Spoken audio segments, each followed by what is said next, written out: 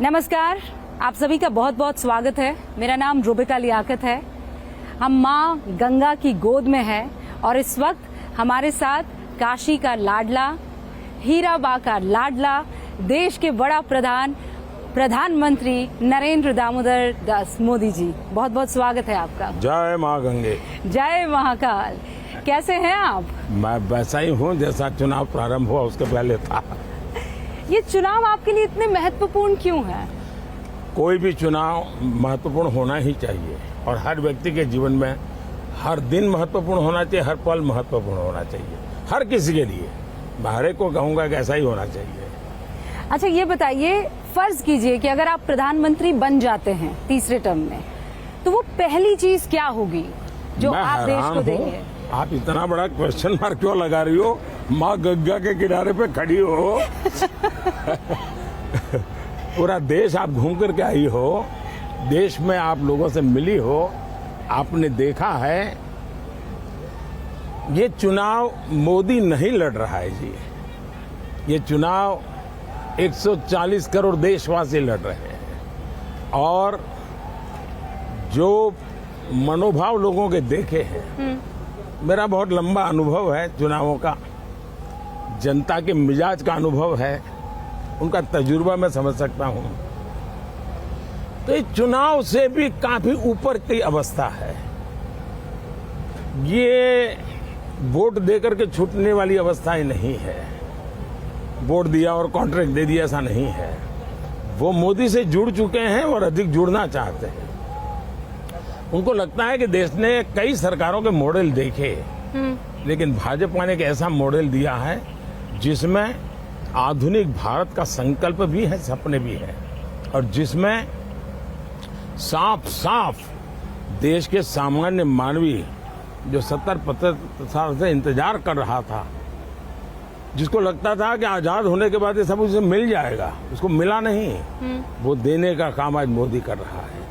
और इसलिए मुझे जो जमीनी सच्चाई है वो मेरे साथ जुड़ चुकी है। और जो खास करके युवा जनरेशन जिसने बुरे दिन देखे नहीं थे, 2014 के पहला जिसने उसको 5, 7, 10 साल की आयु का था, उसको लगता है यार स्पेस में रिफॉर्म हो रहा है, चंद्रयान हो रहा है, डिजिटल इंडिया हो रहा है, स्टार्टअप हो रहा है, ग्रीन हाइड्रोजन का हब बनने वाला है, फार्मा का हब बनने वाला है। ये उसको लगता है ये तो बिल्कुल दुनिया के लिए हमारा सब कुछ खुल जाएगा।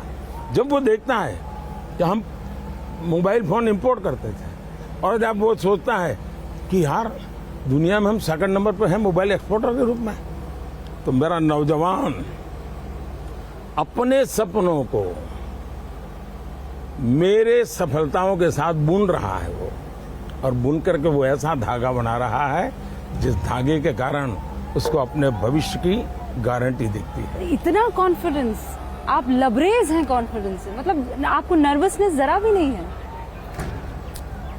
पहली बात है शायद वो मेरी डिक्शनरी में शब्द नहीं है, नर्वसनेस। दूसरा, मैंने जीवन तपस्या की है जी। मेरा पल पल मैंने खपाया है, देशवासियों के लिए खपाया है, अपने लिए नहीं खपाया है। और मैंने इनके लिए इसलिए खपाया कि मुझे मालूम है कि बहुत ही डिजर्विंग लोग हैं। इनके साथ 70 साल तक अन्याय हुआ है, और जब उनके आंसू कोई पहुंचता है, उनके टॉयलेट की कोई चिंता करता है, वो भूल नहीं सकता है। कोरोना का कठिन काल, चूल्हा बुझने नहीं दिया था, बच्चों को भूखा सोने नहीं दिया था। क्यों? एक सरकार थी जिसने कहा था अनाज के भंडार पड़े हैं लेकिन हम दे नहीं सकते हैं। एक ये सरकार है जिसका संकल्प है किसी का घर का चूल्हा मैं बुझने नहीं दूंगा। ये जो इमोशनल साइड है आपका, 15 साल से ज्यादा वक्त गुजरात में, 10 साल यहाँ केंद्र में, एक बहुत ही कड़े प्रशासक के तौर पर आपकी एक इमेज जो है निकल कर आई है, लेकिन हाल के दिनों में ये दिख रहा है कि आपका एक कोमल मन है जो रह रहकर बाहर आ जाता है।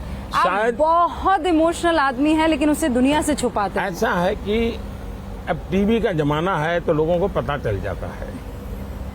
ये कोई बाद में आई हुई चीजें नहीं होती हैं, जन्मजात होती हैं। और वो शायद मेरी स्ट्रेंथ भी है, दुनिया के नजरों में वो वीकनेस भी है, और विरोधियों के लिए ताना मारने का एक अवसर भी है।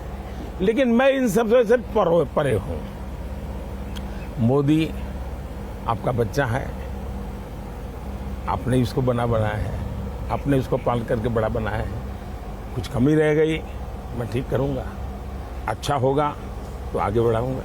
मैंने दो पर्सनालिटीज आपकी बताई, एक तो बेहद इमोशनल, एक कड़ा प्रशासक। लेकिन आपके विरोधी इन दोनों के इतर एक ऐसी इमेज आपकी उकेरते हैं जिसमें आप ऑटोक्रेट हैं, तानाशाह हैं, जहां आपके कोई राजनीतिक साथी साथ नहीं होते हैं, आप किसी का साथ पसंद नहीं करते। वो कहते हैं ये आदमी क्या समझेगा परिवार, इसका तो परिवार ही नहीं है।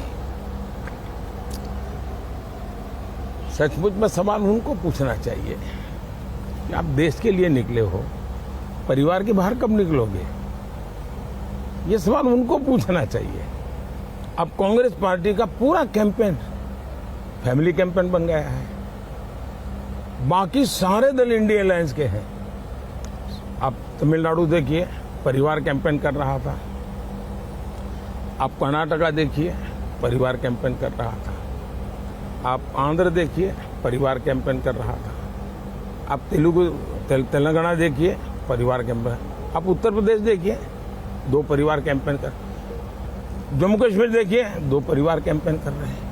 सवाल मीडिया के उनको होने चाहिए कि क्या हुआ कि इतने साल के बाद भी आप परिवार से बाहर निकल क्यों नहीं पाते हो? मैं परिवार से जुड़ा नहीं हूं, ये गुनाह नहीं होना चाहिए, गर्व होना चाहिए। ये लोकतंत्र की सबसे ऊंची अमानत है कि जो इंसान अपने परिवार के लिए नहीं जीता है, जो इंसान देश को अपना परिवार मानता है, मेरा भारत मेरा परिवार, उसके लिए जीता है। अब ये क्वेश्चन मार्क लग जाए तब मुझे होता है कि क्या इरादे होंगे। आपको तकलीफ होती है इस बात को लेकर कि ये आइडियोलॉजिकल वॉर कम है, वैचारिक जो लड़ाई है वो कम है, आपसे नफरत ज्यादा है? मतलब अगर ये मोदी ने किया है तो पक्का कुछ गड़बड़ है, इसमें कुछ खराब है। कठिनाई ये है कि जब इंसान तर्क के आधार पर, तथ्य के आधार पर और जमीनी हकीकतों के आधार पर पूरी प्रकार से निराश हो चुका है होता है, कुछ हाथ नहीं लगता है, तब वो टेबल पर छाड़ता रहता है, चिल्लाता रहता है, अनाप शनाप बोलता रहता है। अब मेरे सामने 2 रास्ते हैं कि जो हो हल्ला हो रहा है मैं अपना ध्यान उसमें केंद्रित करूं, कि मैं जिस संकल्प को लेकर के चला हूं मैं अपने आप को वहां समर्पित करूं। तो मैंने अपने आप को अपने संकल्पों के लिए समर्पित कर दिया है। और मैं योगा का इंसान हूं, मैं ध्यान को जीता हूं, मैं ध्यान करता हूं इसे नहीं, मैं ध्यान को जीता हूं। और इसलिए कितनी ही कोलाहल के बीच में मैं अपने आप को निर्विकल्प, निराकार संकल्प के साथ जुड़ा हुआ चला जा रहा हूं। मुझे आपको ये एहसास नहीं, मतलब आपको सच में तकलीफ नहीं होती? आप वाहिद ऐसे शख्स हैं पॉलिटिकली जिसको इतना कोसा गया है, और ये अतिशयोक्ति नहीं है जब मैं आपसे कह रही हूँ। मतलब आप किसी भी पर्सनालिटी को सोचिए तो उसको विपक्ष की तरफ से ऐसे नहीं कोसा गया जैसे आपको कोसा गया है। हमारे शास्त्रों में कहा है कि निंदक नियरे राखिए, और मैं ये साफ मानता हूं अगर इतने आलोचक न होते, टीवी मीडिया का वो जमाने में थोड़ा कम था, लेकिन जो भी बैठे थे वो एक विचारधारा से प्रेरित लोग थे, वेस्टेड इंटरेस्ट ग्रुप से जुड़े हुए थे, तो उन्होंने सोचा कि इस आदमी को गालियां दे दे करके हम इस पूरे एक इंस्टीट्यूट को और पूरे एक विचार प्रवाह को ही तबाह कर देंगे। ये भूल गए कि उन्होंने ऐसा करके मुझे बहुत बड़ा बना दिया, वरना मुझे कौन जानता था जी। ये गालियों देने के कारण, और इसलिए मैं आपको आश्चर्य, मैं गुजरात में पब्लिक मीटिंग करता था ना, हाँ। तो मैं पूछता था भाई कोई काले झंडे वाला आया है कि नहीं आया है। तो फिर वो मेरे सामने, मैंने कहा भाई 2-4 काले झंडे वाले लाइए, तभी तो कल अखबार में आएगा कि मोदी जी ने इतना बड़ा कार्यक्रम किया। मैंने कहा एक लाइन नहीं छपेगी, 2-4 काले झंडे वाले रखो भाई, क्योंकि मेरा पॉजिटिव प्रचार संभव ही नहीं है। तो मैंने कहा कोई नेगेटिव वाला आ जाएगा तो कम से कम ये खबर आएगी कि मैं मोदी उस गांव में वो कार्यक्रम कर रहा था, क्या कर रहा था वो भी नहीं आएगा, तो फिर कोई सोचेगा। एक बार मेरे यहाँ कुछ लोग आए गुजरात में, हाँ। वो कह रहे वो मिठाई विठाई लेकर के आए और बड़े 40-50 गांव के प्रधान आ गए, बोले हमारे गांव में 24 घंटे बिजली हो गई तो हम आपको सम्मान करने आए। हाँ। मैंने कहा झूठ बोल रहे हो, 24 घंटे बिजली हो ही नहीं सकती। नहीं, बोले हो गई है। मैंने कहा बताओ किस अखबार में छपा है, किसी टीवी में आया क्या? नहीं, बोले वो अखबार में तो नहीं आएगा। तो मैंने कहा आपकी बात मान लो, बड़े मान लो। चल, मैंने कहा चलो मिठाई खिलाओ। तो मैं इन चीजों से निकला हूं, तो मैंने इसका आनंद लिया है। हम एक कार्यक्रम कर रहे हैं मोदी जी, न्यूज 18 इंडिया का वो कार्यक्रम है मोदी वतन मुसलमान। हम ज्यादातर उन जगहों पर जाते हैं जहां पर मुस्लिम मतदाता भारी संख्या में है। पहले आलम अलग था और आज की तारीख में मैं आपको पूरी गंभीरता से और संजीदगी से कह सकती हूं कि ऐसे ऐसे मुसलमान आगे आते हैं जो आपके लिए जान दे सकते हैं। और एक उनका वाक्य है, ना दूरी है ना खाई है, मोदी हमारा भाई है, बड़ा जोर शोर से ऐसे करते हुए नजर आते हैं। बावजूद उसके आप उस धारणा को तोड़ने में क्या नाकामयाब रहे हैं कि मोदी मुसलमानों का नहीं है? पहली बात यह है कि ये मुद्दा मुसलमान का नहीं है। इंडिविजुअल मुसलमान कितना ही मोदी के साथ होगा, लेकिन एक निश्चित विचार प्रवाह है जो उनको आदेश करता है कि आप ये करो या आप वो करो, उसके आधार पर वो निर्णय करते हैं। जहाँ तक मोदी का सवाल है, एक तो मैं स्कूल में, एक तो मेरा जो घर है ना, मेरे अगल बगल में सारे मुस्लिम परिवार है, तो हमारे घर में ईद भी मनती थी, हमारे घर में और भी त्यौहार होते थे। मेरे घर में ईद के दिन खुद का खाना नहीं पकता था, सारे मुस्लिम परिवारों से मेरे यहाँ खाना आ जाता था, क्योंकि मेरे परिवार, हम रहते वहीं है, मेरा घर वहीं है, मेरे यानी 5 कदम के बाद मुस्लिम परिवार है। जब मुहर्रम निकलता था तो हमारा कंपलसरी होता था कि उससे नीचे से निकलो, जैसे परिक्रमा करते हैं ना मंदिरों में, ताजिए के नीचे। हाँ, तो ताजिए के नीचे से निकलो, हमें सिखाया जाता था। तो मैं उस दुनिया से पला बढ़ा हूँ। आज भी मेरे बहुत सारे दोस्त हैं पुराने। दूसरा, 2002 के बाद मेरी छवि बहुत खराब हो गई, खराब कर दी गई गोधरा के बाद। तो मैंने सोचा भाई जरा रियलिटी जाननी चाहिए। तो मैंने हमारे 30 कार्यकर्ताओं का, युवाओं का एक ट्रेनिंग कैंप किया और उनको सर्वे करना सिखाया मैंने। सर्वे मतलब वो आंकड़ों वाला सर्वे नहीं, बातचीत कैसे करनी, बात कैसे निकालनी। अहमदाबाद में एक माणिक चौक करके जगह है, वो माणिक चौक में शाम को लोग खाना खाने जाते, खावानो ने पीवानो। हाँ। पर वहां दिन में जो बिजनेस है, सारे व्यापारी है और खरीदार सारे हिंदू है। बड़ा यूनिक सा मार्केट है, मतलब सारे व्यापारी मुसलमान, सारे व्यापारी मुसलमान हैं और सारे खरीदार हिंदू है। और वो इतनी भीड़ होती है जी, पैदल नहीं चल सकते आप, साइकिल को तो लेके जाना इम्पॉसिबल है। अब दिवाली में बड़ी बहुत है ना, आप अंदर गए 2 घंटे से निकल नहीं सकते और हर प्रकार की चीजें बिकती है वहाँ। मैंने कहा मुझे उसी मार्केट में सर्वे करना है, वहाँ सर्वे करो। तो मैंने इन लड़कों को भेजा और मैं डेली रिपोर्ट लेता था। वो गए, पूछते थे कि आप बताइए दिवाली कैसी है। नहीं यार, दिवाली बहुत अच्छी है। ये मैं 2002 की बात कर रहा हूँ। हाँ, मैं अभी आपसे पूछने वाली थी। 2002 की बात कर रहा हूँ। अच्छा। बोले दिवाली बहुत अच्छी है। फिर वो कहता था, उसको जरा चुभने के लिए वो कहता था, देखिए मोदी बैठा है यार, दिवाली, हे मोदी का नाम मत लो।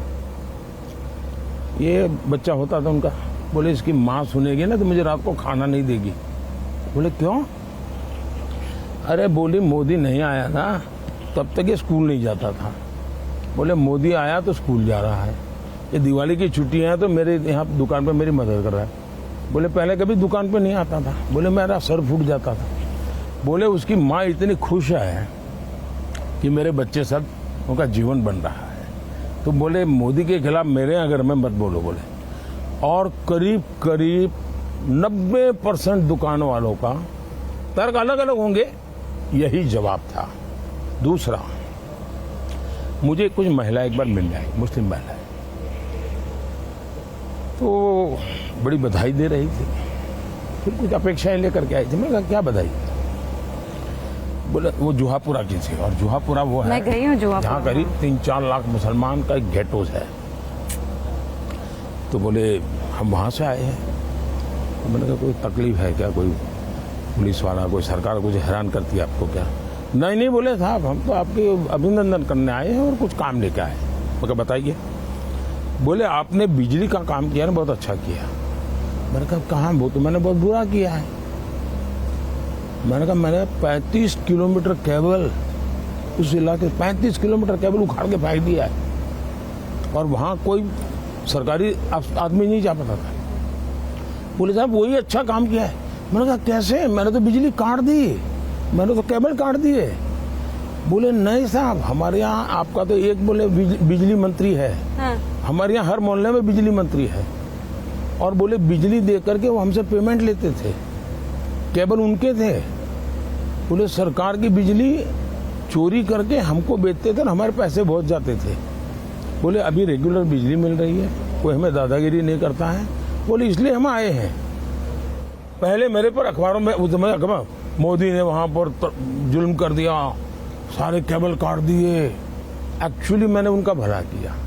तो ऐसा मेरे जीवन में सैकड़ों घटना है जी, लेकिन मैं इसका मार्केटिंग नहीं करता हूँ। क्यों? मेरा पहले से मंत्र रहा है सबका साथ सबका विकास। मैं वोट बैंक के लिए काम नहीं करता हूँ, और जो गलत है वो सब मैं गलत कह के रहूंगा। स्टेज पर आपने मुसलमानों का जब जिक्र किया तो घुसपैठिया, ज्यादा बच्चा पैदा करने वाला, इसकी क्या जरूरत आन पड़ी थी? मैं हैरान हूँ जी, ये किसने आपको कहा कि जब ज्यादा बच्चों की बात होती है तो सिर्फ मुसलमान का नाम जोड़ देते हैं? क्यों मुसलमान के साथ अन्याय करते हैं आप? हमारे यहाँ गरीब परिवारों में भी हाल है जी, उनके बच्चों को पढ़ा नहीं पा रहे हैं। किसी भी समाज के हो, गरीबी जहाँ है वहाँ बच्चे भी ज्यादा हैं। तो आप कह रहे हैं मुसलमान अलग था, ज्यादा बच्चा पैदा करने वाला अलग था? मैंने न हिंदू कहा है न मुसलमान कहा है। मैंने कहा कि भाई आप उतने बच्चे हो जिसका आप लालन पालन कर सको, सरकार को करना पड़े ऐसी स्थिति मत करो। इस बार मुसलमान आपको वोट देगा? आपको उनके वोट की चाहत है? मैं ये मानता हूँ कि मेरे देश के लोग मुझे वोट देंगे। मैं जिस दिन हिंदू मुसलमान करूंगा ना, उस दिन मैं सार्वजनिक जीवन में रहने योग्य नहीं रहूंगा, और मैं हिंदू मुसलमान नहीं करूंगा। ये मेरा संकल्प है। अगर मैं घर देता हूं, मैं सैचुरेशन की बात करता हूं, 100% डिलीवरी।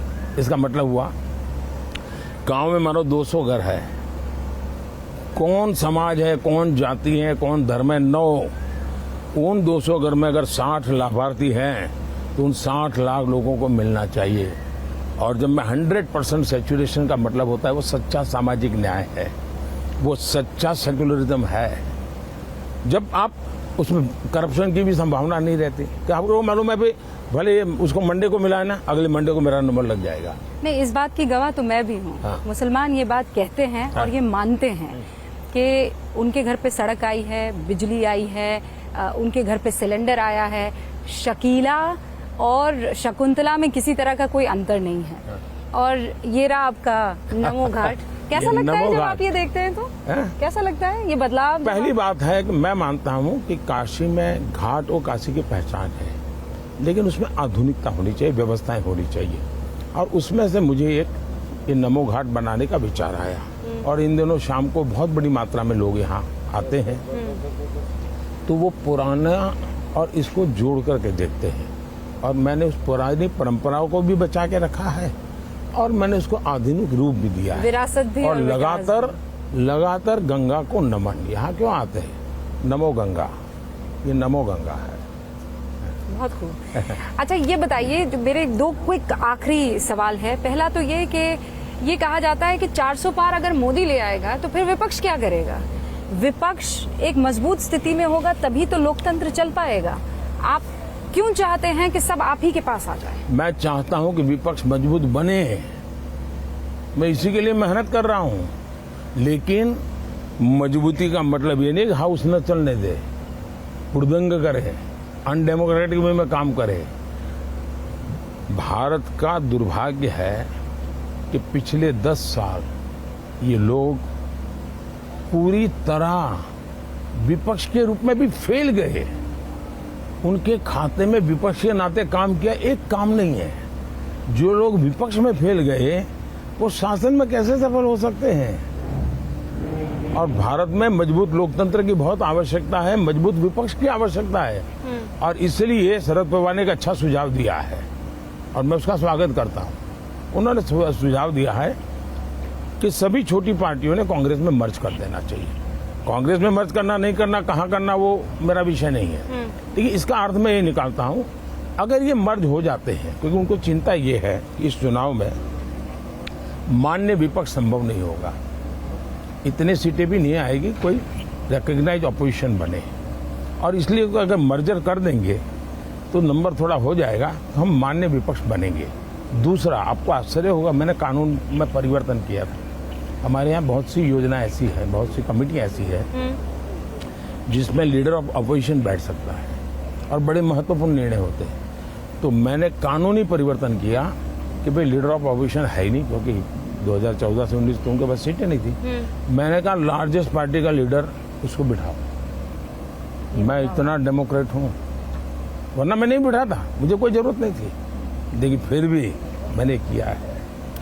मुझे पता है वक्त की कमी है, लेकिन पिछली बार जब मैंने आपका इंटरव्यू लिया था और बहुत से लोग हैं जिन्होंने इस सवाल पर बहुत खिल्लियां उड़ाई थी, लेकिन वो सवाल मैंने इसलिए पूछा था कि खेत में गन्ना काट रही एक औरत ने मुझसे ये कहा था।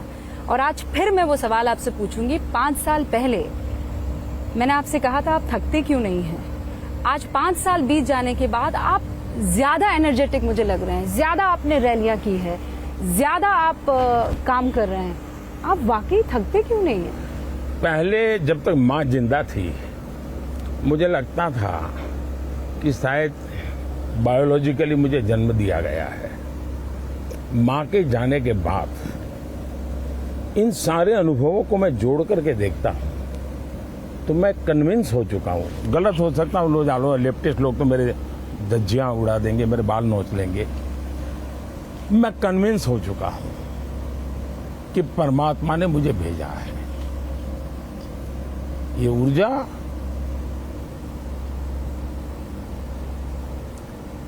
बायोलॉजिकल शरीर से नहीं मिली है। ये ऊर्जा ईश्वर ने मुझसे कुछ काम लेना है, इसलिए मुझे विधा भी दी है, इसलिए मुझे सामर्थ्य भी दिया है, इसलिए मुझे नेक दिली भी दी है और प्रेरणा भी वही दे रहा है, पुरुषार्थ करने का सामर्थ्य भी दे रहा है। और मैं कुछ नहीं हूं, एक इंस्ट्रूमेंट हूं जो ईश्वर ने मेरे रूप में मुझसे लेना तय किया है। और इसलिए मैं जब भी कुछ करता हूं तो मैं मानता हूं शायद ईश्वर मुझे करवाना चाहता है, क्या परिणाम होगा चिंता छोड़ो, मैं सिर्फ ईश्वर को समर्पित हूं। दूसरा, लेकिन उस ईश्वर को मैं देख नहीं सकता हूं, तो मैं भी एक पुजारी हूं, मैं भी एक भक्त हूं। तो मैंने 140 करोड़ देशवासियों को ईश्वर का रूप मान करके चलता हूं, वही मेरे भगवान है।